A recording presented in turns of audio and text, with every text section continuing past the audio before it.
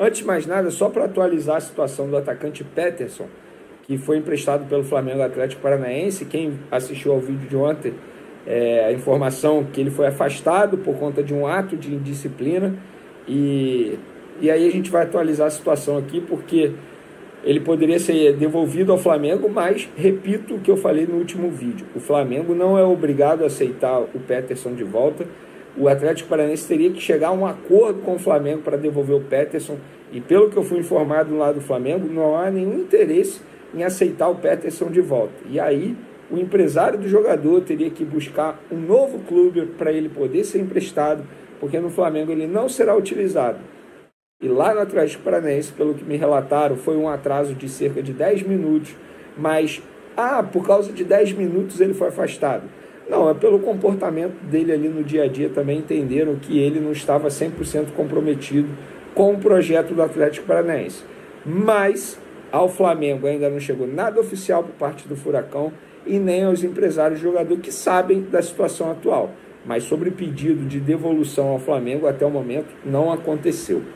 Vamos lá dar continuidade aqui ao nosso vídeo. Galera, sobre Gerson. Para quem não sabe, o Gerson ele passará por uma cirurgia no dia 1º de março, que é nessa sexta-feira. Ele vai realizar um procedimento de pieloplastia para a correção de uma estenose congênita do uréter do rim esquerdo. Tá? E esse procedimento vai ser feito na sexta-feira. Ele, inclusive, gravou um vídeo nas redes sociais para agradecer o carinho que ele vem recebendo aí dos torcedores. Ele disse o seguinte: e aí, rapaziada, boa tarde, passando aqui para agradecer a todos vocês pelas mensagens de apoio e carinho. Vou dando notícias para vocês. Já já o Coringa está de volta. Fé em Deus e vai dar tudo certo, disse o jogador, tá bom? Mas o negócio não é tão simples assim. Ele vai ficar um longo período longe dos gramados e, pelo que me relataram, ele deve ficar 90 dias longe dos gramados. Supondo que ele vai operar no dia 1º. Então ele fica março, abril, maio. Na melhor das hipóteses, ele volta em maio. Ou seja, ele vai perder o primeiro semestre inteiro, porque até adquirir o recondicionamento físico, até ele se encaixar novamente, vai demorar. Então, o torcedor do Flamengo, você vai ter que ter paciência, porque quem queria o Gerson como titular, no elenco como reserva, não vai ter.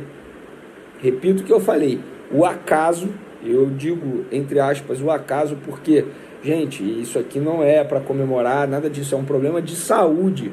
Tal como aconteceu com o Bruno Henrique em 2022, quando ele precisou passar por uma cirurgia no joelho, e aí o Dorival Júnior teve a vida facilitada para utilizar Pedro e Gabigol juntos, acontece agora no Flamengo com o Tite. Sem o Gerson, a vida do Tite fica facilitada, é só recuar o De La Cruz.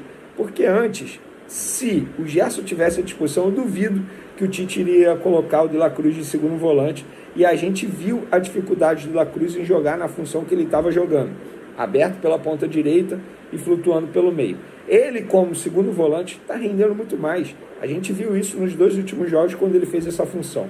Então agora, sem o Gerson, o De La Cruz assume essa posição, o Luiz Araújo continua sendo titular na ponta direita, e esse vai ser o esquema utilizado por Tite: 2 pontas abertos. E aí os jogadores vão brigar pelas respectivas posições. Cebolinha de um lado, Luiz Araújo do outro. Tem o Bruno Henrique, que briga ali com Everton, Cebolinha, ou até mesmo com o Luiz Araújo, porque a gente sabe, na última partida contra o Fluminense, quando ele sacou o Luiz Araújo, ele botou o Cebolinha na direita e o Bruno Henrique aberto na esquerda. Então vai ter uma briga aí por essa titularidade no setor ofensivo. Dando continuidade ao nosso vídeo, galera, Léo Ortiz, mais um capítulo dessa novela. Como nós informamos em primeira mão no SBT Esporte da última segunda e da última terça, os dirigentes do Flamengo foram para São Paulo para se reunir novamente com Léo Ortiz, representantes do Léo Ortiz, Red Bull Bragantino, para tentar sacramentar essa contratação de fato, que é um pedido do Tite. O Tite, quando chegou ao Flamengo, ele pediu 3 jogadores. Na verdade, ele pediu 2. O De La Cruz já era um jogador que estava na mira do Flamengo e ele apenas deu o aval, digamos assim, mas quem não daria um aval, né? Estamos falando do De La Cruz. E aí depois ele pediu o Vinha e o Léo Ortiz. O Flamengo conseguiu trazer o Vinha e agora está na missão para conseguir também trazer o Léo Ortiz. Tanto é que nenhum outro zagueiro foi contratado até o momento. Por quê? O Tite quer o Léo Ortiz de qualquer jeito, é um desejo do Tite. E a diretoria está trabalhando para atender esse desejo do Tite. Não está sendo fácil, muito pelo contrário. Não vai ser um pedido barato, muito pelo contrário. O Red Bull Bragantino está fazendo uma pedida muito alta. Independentemente do valor que o Flamengo pagar, será um valor bem alto investido. Se Léo Ortiz vai dar certo ou não, é uma outra história. Isso aí a gente não tem como prever. Fato é que o jogador é um bom jogador. Inclusive na partida de ontem do Red Bull Bragantino pela fase pré-Libertadores, o jogador, além de ter jogado bem durante os 90 minutos, ele tirou um gol do adversário debaixo da trave. É um jogador que chega para brigar pela titularidade na zaga do Flamengo. Eu não acho que chega para ser titular absoluto. A gente viu um Fabrício Bruno e um Léo Pereira, os dois em boa fase.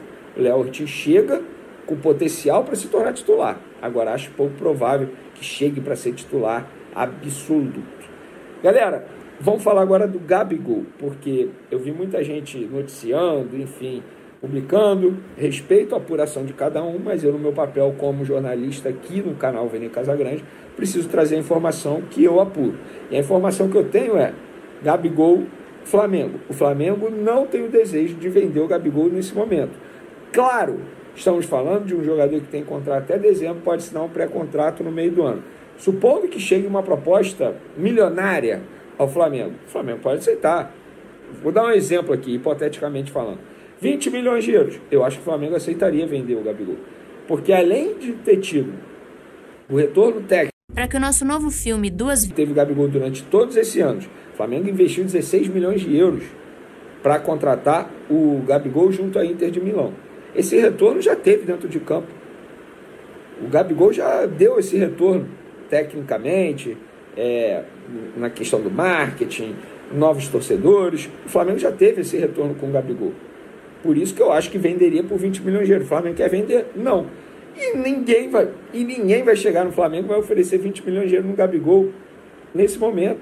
Daqui a alguns meses ele pode assinar um pré-contrato, então é muito mais fácil você negociar diretamente com o Gabigol para assinar um pré-contrato a pagar 20 milhões de euros num jogador que pode assinar um pré-contrato no meio do ano. Gente, isso é negócio. Não que o Gabigol não valha isso. Isso aí é um outro debate.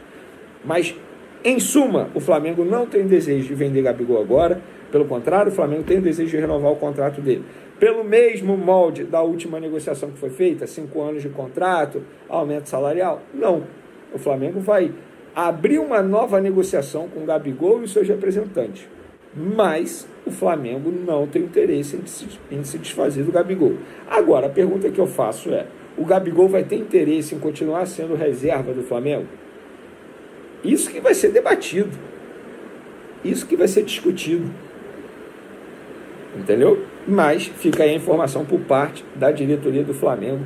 E aí é questão de tempo. Por exemplo, o Everton Ribeiro negociou a renovação dele com o Flamengo mesmo após o término do contrato. Acabou não ficando. Pode acontecer o mesmo com o Gabigol. Assim é o futebol. No lado do Fluminense, o impedimento existiu, o gol foi bem anulado, mas achei que ele deu uma hesitada ali, não entendi muito bem a reação dele. E acho que é um goleiro que ainda não se provou no Flamengo. André, se quiser completar, eu vou sair e voltar aqui, tá? Cara, o Rossi, eu acho que ele é um goleiro na média. Na média do futebol todo. Ele não é top, né? Ele era top na Argentina e tal, mas assim, não consigo ver ele como um goleiro, por exemplo, melhor que o Everton, melhor que o Ederson, né? Mas ele tá ali na média dos bons goleiros.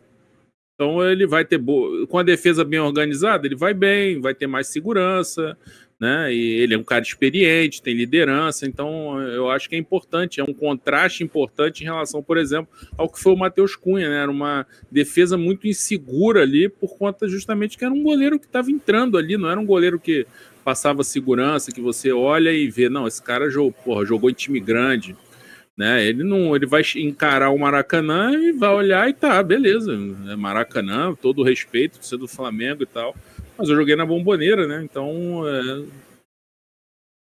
essa pressão não vai me fazer tanta diferença.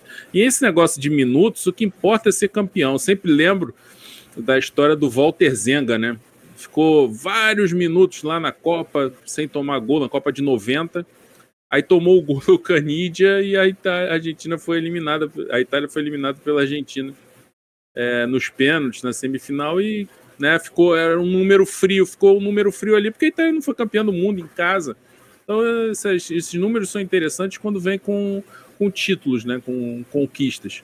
Você vê, o Cantarelli era o cara recordista, então você não bota o Cantarelli na lista dos grandes goleiros da história do Flamengo. Foi um bom goleiro, ficou muito tempo no clube, tinha uma história no clube e tal, mas não, você vai falar do Raul, vai falar do Júlio César, vai citar até o Diego Alves, por conta das conquistas, e não vai citar o Cantarelli, né, que não era o titular nas grandes conquistas da história do Flamengo. Então importante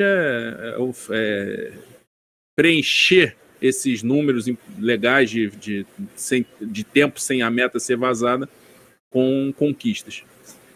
Mandar um abraço para o Alex Balrog também, que acabou de se tornar também parte do nosso clube de membros aqui, é muito importante. No nosso clube de vantagens, né, a gente tem um chat interno que a gente conversa com a galera que faz parte do nosso clube de vantagens pelo nosso aplicativo.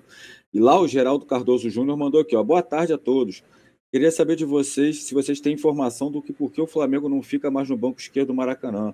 Tradição de anos do clube. Isso foi um pedido, né? Eu não me lembro nem quem foi o técnico que pediu, mas o Flamengo acabou mudando. É por conta da pressão no bandeirinha ali. Então, enfim, o Flamengo resolveu quebrar essa tradição e agora fica, quando é mandante, né, fica do lado direito. Quando é mandante, porque, por exemplo, ontem o Tite ficou do banco do lado direito e o Diniz, né, do lado esquerdo, onde fica a torcida do Flamengo. Ficarem invertidos aonde fica posicionada a torcida.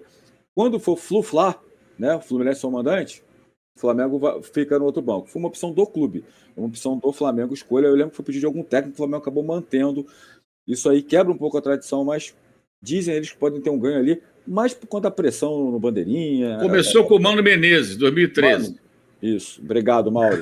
Bem que eu estava pensando aqui, pediu para pressionar a arbitragem, só podia ter sido 2013. Na época, isso foi muito discutido na época, justamente por conta dessa tradição do Flamengo ficar com o seu banco de reservas. Mas os outros técnicos também embarcaram na onda, né?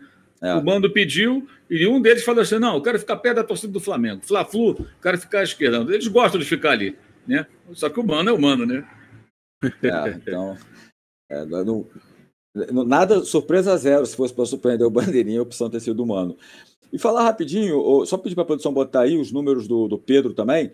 O Pedro é artilheiro entre todos os jogadores da Série A na temporada 2024. 7 jogos, 7 gols, uma assistência ontem, Mauro. Ontem, um gol e uma assistência. Parece que aquela questão das vaias e tudo, o Pedro superou bem, né? E agora que vai ser parabéns ao Pedro, né? Vai ser pai de gêmeos também, né? Fez o gol ontem de centroavante de 9, bem colocado, e deu uma assistência absurda também para o Cebolinha, assim como o Arrascaeta, né?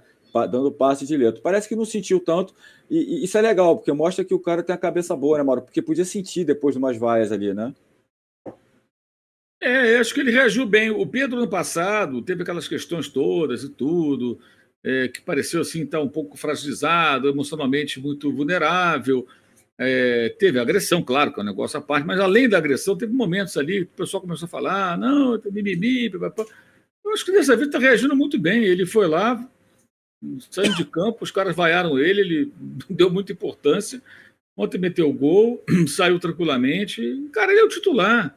Eu acho que ele já percebeu o seguinte, ele é o melhor atacante do Flamengo, o centroavante. Ele é o dono da posição. Ele é o 9.